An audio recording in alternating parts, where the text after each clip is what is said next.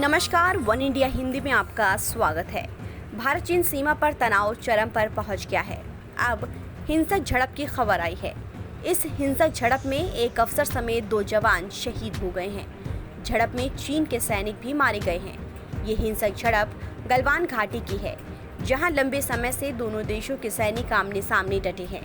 घटना तब हुई जब सोमवार रात को गलवान घाटी के पास दोनों देशों के बीच बातचीत के बाद सब कुछ सामान्य होने की स्थिति में आगे बढ़ रहा था। लेकिन इस तनाव की शुरुआत मई महीने में ही हो गई, जब भारत बॉर्डर पर सड़क निर्माण कर रहा था। चीन ने इसका विरोध किया। इसके बाद से ही लद्दाख बॉर्डर पर दोनों सेनाओं के बीच तनाव जारी है। तो चलिए आपको बताते हैं कि मई महीने से अब तक क्या क्या हुआ। 5-6 मई की रात ईस्ट लद्दाख के पेंगोंग झील के पास दोनों देशों के सैनिकों के बीच झड़प हुई। दोनों तरफ से सैनिकों को चोट आई। 9 मई नॉर्थ ईस्ट में सिक्किम के उत्तर में नाकू ला सेक्टर में भारत और चीन के सैनिकों के बीच झड़प हो गई। कुछ सैनिक चोटिल हुए, बाद में बातचीत से मसला सुलझा। 12 मई लाइन ऑफ एक्चुअल कंट्रोल यानी LAC के पास चीन के हेलीकॉप्टर देखे गए। भारत सेना ने भी अपने फाइटर प्लेन तैयार कर लिए, जिसके बाद चीनी सैनिकों को वापस जाना पड़ा। 23 मई भारतीय सेनाध्यक्ष जनरल MM नरवाणे हालात का जायजा लेने के लिए लेह के 14 कॉर्प्स हेडक्वार्टर गए। 26 मई प्रधानमंत्री नरेंद्र मोदी की NSA Ajit Doval, chief of defence staff general Bipin Rawat, तीनों सेनाओं के प्रमुखों के साथ लद्दाख बॉर्डर मुद्दे पर चर्चा हुई। इससे पहले 3 सेना प्रमुखों ने रक्षा मंत्री राजनाथ सिंह को जानकारी दी थी। 27 मई अमेरिका के राष्ट्रपति डोनाल्ड ट्रंप ने भारत और चीन का सीमा विवाद सुलझाने के लिए मध्यस्थता की बात कही। 28 मई अमेरिका के ऑफर पर भारत ने कहा कि हम शांतिप्रिय तरीके से मसले को सुलझाने पर चीन से बात कर रहे हैं।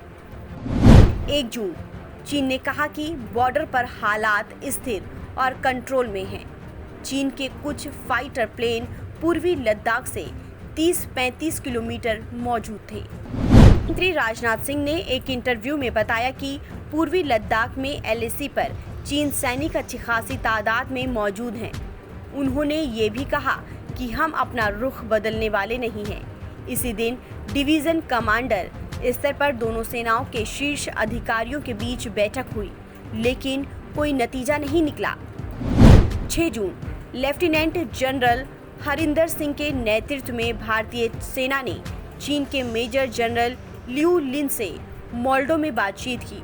मोल्डो LAC पर चीन के हिस्से में है।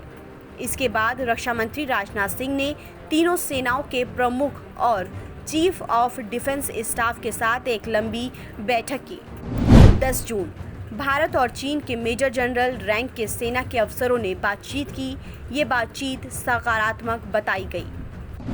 11 जून चीनी विदेश मंत्रालय की ओर से बयान दिया गया है। दोनों देश इस मसले को आपस में बिल्कुल सही तरीके से निपटा रहे हैं। भारत और चीन के बीच इस मसले पर सैन्य और डिप्लोमेटिक लेवल पर बात हो रही है। दोनों ही देश इस वक्त माहौल को शांत करने में जुटे हुए हैं। 11 जून खबर आई कि चीनी फौज लद्दाख से लेकर अरुणाचल प्रदेश तक डटी हुई है, लिहाजा भारत ने भी इसके जवाब में बड़ी संख्या में अपनी सेना तैनात की है। 12 जून भारत और चीन के कमांडरों के बीच मेजर जनरल स्तर की वार्ता हुई।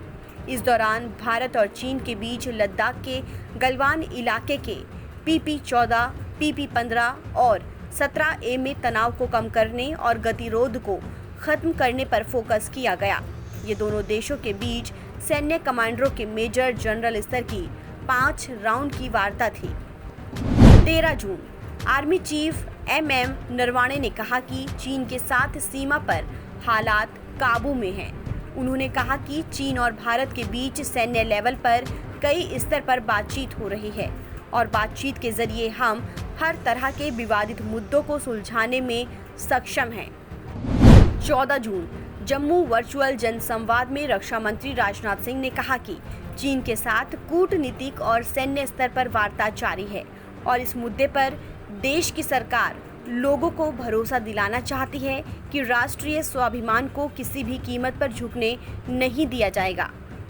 15 जून दोनों देशों के बीच ब्रिगेडियर कमांडर ऑफिसर लेवल की बातचीत हुई। ये बातचीत PP-14 इलाके के पास की गई। इसमें गलवान घाटी में सैनिकों को वापस भेजने और फिर अप्रैल से पहले जैसी सामान्य स्थिति कायम करने को लेकर चर्चा हुई। कई दौर की बैठक चली। चीन सेना श्योक नदी और गलवान नदी के मुहाने तक आ गई थी। धीरे धीरे पीछे हट भी रही थी, लेकिन पूरी तरह से पीछे नहीं हटी थी। सोमवार को फैसला हुआ था कि चीन की सेना पूरी तरह पीछे जाएगी, लेकिन 16 जून को खबर आई कि गलवान घाटी में दोनों सैनिकों के बीच हिंसक झड़प हो गई, जिसमें एक अफसर और 2 जवान शहीद हो गए। इस खबर में फिलहाल इतना ही। तमाम अपडेट्स के लिए आप बने रहिए वन इंडिया हिंदी के साथ।